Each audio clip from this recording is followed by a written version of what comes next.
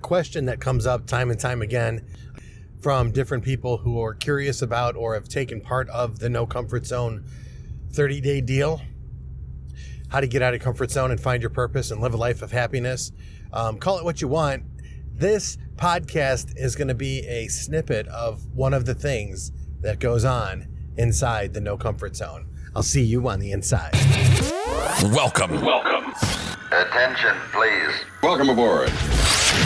Welcome to the No Comfort Zone podcast. It's time to get out of your comfort zone and live on purpose.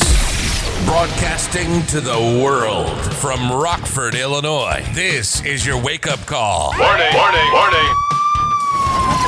You are the solutions to all your problems. Stop thinking average. Become the hero version of yourself. Every day, every time, without fail, no exceptions. It all matters. You've entered the No Comfort Zone. It's time for a reality check. Hey, glad you made it back to the No Comfort Zone. This is Dan Brzezowski. Today we're talking about a portion, a segment, a course within the No Comfort Zone. And what that course is there's a part where you're going to have to dig a little deep and find out your level of awareness of who you are as a person. Why do you do what you do? And because you do what you do, what's happened in your life, good, bad, or indifferent? Let's take a score. Let's find out where we're at. And once you go through that, it's not really the best place to stay. Like, you got to really find out who you are as a person. And sometimes you're not going to like what you find out. I mean, you don't have to go through a 30-day no comfort zone. I just guide you through it. What worked for me was when I realized that I'm not as great as I thought I was. My ego was massive. I had a ton of pride. And in reality I was trying to keep up with the Joneses and thought I was better than the Joneses. And when I finally took that long look in the mirror and dealt with it, I realized that I'm not. But more importantly, when I was done with the No Comfort Zone, I realized that it didn't matter anymore. That there was no competition. There was no keeping up with the Joneses. There was no, I care more about what you think of me than what I care about myself. All of that changed. And one of the cool things about it is as you dig deep and you go into that pit of who you are as a person, and you realize the good, the bad, and quite frankly, the indifferent and boring and the average. And that was scary to me on some of the things that I settled for. Well, I created this segment and I shared it with people, and I've even done this in sales seminars, and I've got a lot of great feedback on it. You know, my wife and I were having a conversation with family when they came over. They had dinner with us. We ended up getting some pizzas and just hung out and talked about life things and everything else that's going on right now and just catching up. And it was kind of a cool moment because I got my son with me who's sitting at the table, and I've got his aunts and uncles there. And we just had a quick conversation about happiness and about where it's going. And, you know, one of the uncles had a death in the family. They turned their heater on in their home, and his father was in his mid-80s. And unfortunately, the carbon monoxide killed him and his dog and left his stepmother, who's in her 80s as well. I think she's still incoherent. But the father passed away, and so did the dog. A really sad story. And Max's uncle was taking care of the family and, you know, didn't think to check the carbon monoxide level detectors, whatever it was. And the man decided to turn on the heater, and of course he did. And next thing, because it's that time of year in the Midwest, and something bad happened. So we were talking about trying to find happiness. They just buried him, and there's a big mess in that family. It's just sad times, but we're trying to find happiness. And the subject came up about, what is your ideal day? And I was like, now my family members have not gone through the No Comfort Zone. I try to make them go through it on their, you know, from the side. But as far as anybody volunteering to go through it, it doesn't happen. You've really got to be at a place in your life where you're like, you want to change in order to commit to this. It's not the easiest thing in the world to do. But when you complete it, the end result is that you're a better version of yourself. And that's a guarantee. That's the one thing, you'll be a better person because you go through this, for you and for everybody else. And you're going to feel a little bit different about yourself in the areas that matter. But one of the things is describe your ideal day. And we go through a visualization period where we, quite frankly, go through, okay, start your day. How does it start? Ideally, what's the perfect day? The interesting part is most people that I ask this question to, family members mostly, when I ask them this question, the response is sleeping in, taking it easy, and doing those sort of things. And that's good for them. When I ask people that want to go through this 30-day deal, their response is completely different. All of their responses are similar, and the fact is they want to get up early and start accomplishing more. They want to change their mindset first thing in the morning, and I find that very interesting. So what's the first thing that you do when you wake up? My first part of my no comfort zone was, if I'm going to get up, what's the time that's going to get up that's going to be uncomfortable for me? I thought 5 a.m. That would be uncomfortable for me. I was normally getting up at, I think, at about 7 or 7:30, but getting up at 5, that would give me a lot of time and a lot of opportunity to create the day that I wanted. So, okay, well, what would I do in my time? And then I would write, filling out what would be the ideal morning if I woke up at 5, if that's my ideal. And then I tweaked it a little bit more, and I actually said, well, okay, I want to get up before the alarm, because I did get up right at 5, and it wasn't until like 5:20 that I was working out. So I wanted to hurry things up in the morning. So I decided I'm going to get up at 4:55 without the alarm clock. And I can do that now. I don't need an alarm clock to wake up. And the funny thing is that when I do that, when I get up at 4:55 and when I go through this routine in the morning, and I'll explain to you what that is in a minute, my whole day is proactive. Funny thing is if I get up later than that, if I get up at 7 or so, my day is reactive and I'm not nearly as productive. I found that really interesting. And that's one of the things that you learn about yourself when you go through a no comfort zone period. And while I'm doing this, while I'm going through this no comfort zone, the 4:55, I write out my goals consistently about the things that I'm working on in my life and the things as I already have them, as I'm already accomplishing and living in that moment. And it gives me a great feeling of joy that I'm living that life that I want to through visualization, through goal setting, through goal writing, through journaling. And I write it down. It's right by my bed. I write it down. And then I go do the next thing. I go get my 2 glasses of water, and then I get on the treadmill. If you know this podcast, I'd ran in place for a while, screwed up my feet pretty bad, but I was brutal. I mean, I was like angry when I was running in place with no gym equipment whatsoever. Well, things have gotten better for me, and I have a nice treadmill now. So I'll get on the treadmill and I'll go walk for 20 to 40 minutes.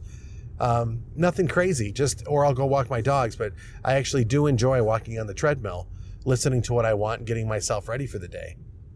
Then I'll revisit my goals again, and I'll take a look at where I'm at with my goals. And this is all part of my ideal. This is a schedule for success. It's called the Success Schedule, and it's part of the segment, Working Out Your Ideal Day. What you'll find out is, if you start the first part of the day doing things the right way, getting up right, getting up early, writing your goals, getting hydrated, exercising, meditating, praying, doing the things that you need to do for your whole body, for your whole mind and spirit. When you do those things, you're in a different place. You're in a creative place. You're in a place that's going to attract things your way. And the cool part, and I mean, this is such a cool part that you won't realize, is that as you continue to do this on a day in and day out basis consistently, what you end up doing is you're creating, as part of the blueprint, you're creating your success cycle. And that's where you compound things and things get synergistic. When you do the waking up early, when you do the journaling and the goal setting, the visualization, and then you do the treadmill, and then you come back to your goals, and then you plan out your business day of what you need to do for everybody else, which is part of my ideal. What's great about this is you actually start to get to a place of empowerment, and it's contagious. People around you can start to feel the energy, which ties into the blueprint also of the 4 E's. The energy, the excitement, the enthusiasm, and engagement. This ideal day is because you've created it. And what I found out too is that sometimes that ideal day gets changed really quick. Son has to go to school early and I didn't consider that, or didn't know that the night before, or have to go into work early because there's a situation, a problem, or I just need to be there earlier than normal. Whatever that might be, but you get to work with it. And what I found out is when that happens, then I just have to go do the next right thing, whatever my ideal day was going to be. So by design, If you want to have a great day, it's by choice. And that's the magical part of the no comfort zone. Going through that, getting your mindset right first thing in the morning. There's a lot of books out there. Miracle Morning is one of them. I took information from that. Jocko podcast, getting up really early and exercising. I got information from there. But really putting it all together, it's what do you really want to do in your life, and what happiness do you want to have? And I believe it does start in the morning. And even more importantly, from Tom Hopkins, he said, if you want to save or have 4 hours of additional production before you go to bed, before you end your day, for 15 minutes, write out what your plan is the next day. Your job is to stick to that plan. I'm going to finish this up with a story. It's a little bit longer podcast than normal, but I thought this might help you. I really believe that if you design your ideal day, 4:55, do what you need to do during that time period. 7 o'clock, eat, 7:30, go to work, go do the things you need to do. What are you going to do on your car ride in? Be filled with those minutes and moments. Take the quiet time in the morning that you need, for sure. Do that. But then when it's ready to go, it's time to put your feet in the block. When that gun goes off, when you need to go, it's time for you to go. And you don't stop until the end of the day, and that's your ideal day. So I want to run something by you, and I want you to kind of think about this for a moment. You get up and you have this, man, I'm going to do this. I'm going to get up at 4:55. I'm going to not get up with the alarm clock, and I'm still going to get up at 4:55. And I'm going to drink my 2 glasses of cold water first thing in the morning. I'm going to sit there and write out my goals for 5 minutes. And I'm really going to dial it in, and I'm going to get that feeling of ownership. Man, I'm so excited. I'm going to lay my clothes out the night before so I can go exercise first thing in the morning when I'm done with my goals. I'm going to go 20 minutes of cardio. I'm going to do do my chest, my back, and my shoulders. And I'm really going to get into working on my core. And I'm going to do these things, and it's going to be great. And then I'm going to drink my coffee, have my breakfast. I'm going to feel fresh. I'm going to go to work after I shower. And I'm just super excited. I'm going to listen to audiobooks on the way. While I'm working out, I'm going to listen to Les Brown yell at me about I got to stay hungry, and listen to E.T., and I'm just going to get jacked up and listen to old Schwarzenegger motivational stuff, and I'm just going to go do this. This is going to be great. And when I'm doing it, I'm going to end up losing weight. I'm going to get the production levels up. I'm going to start making money. My relationship's going to get better. All of these things are going to happen, and I cannot wait. I'm so excited. I am super excited, and this is all in your mind, and you have the best intentions. And then all of a sudden, the morning comes by, and you hit the snooze bar. The morning comes, and I'm not going to work out this morning. I'm not going to write out my goals. I got to get to work. I've got this problem and that problem I've got to deal with. That's a reality that I faced for years. I always had the intentions, and that story obviously is a personal story, but I want to tell you this, that was there for years. On the I'm going to do this, the best intentions still pave the road to hell. And I never got anywhere until it was too late, until I was too far gone to realize that, oh man, I am not, this is not who I am. But it is, because that's the activities that I'm doing. It was nothing. Big talker, that's the problem. Telling everybody what I'm going to do, but then not doing it until I finally did it. And that's when my life changed.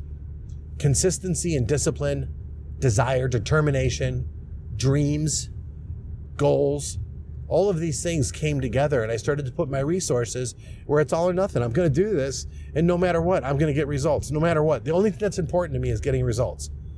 And that's what the no comfort zone really is. It's about, what do you really want?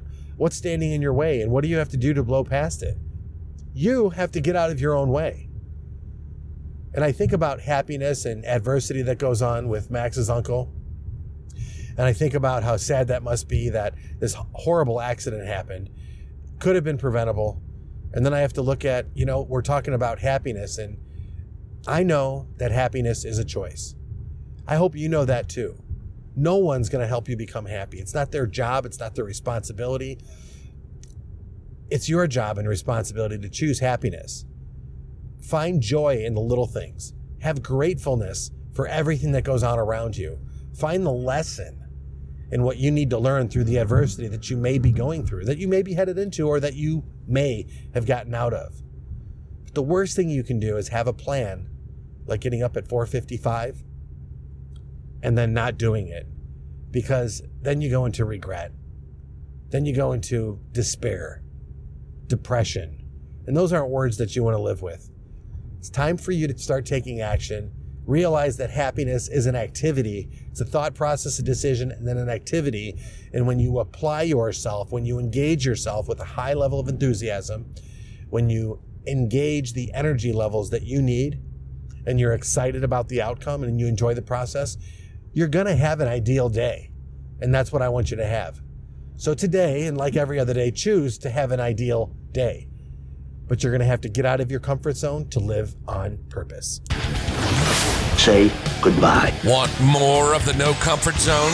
You can follow Dan on Instagram and Twitter at NoComfortZone1. Bye. Or on the web at thenocomfortzone.com. Bye-bye. Bye-bye. Thanks for listening to the No Comfort Zone podcast.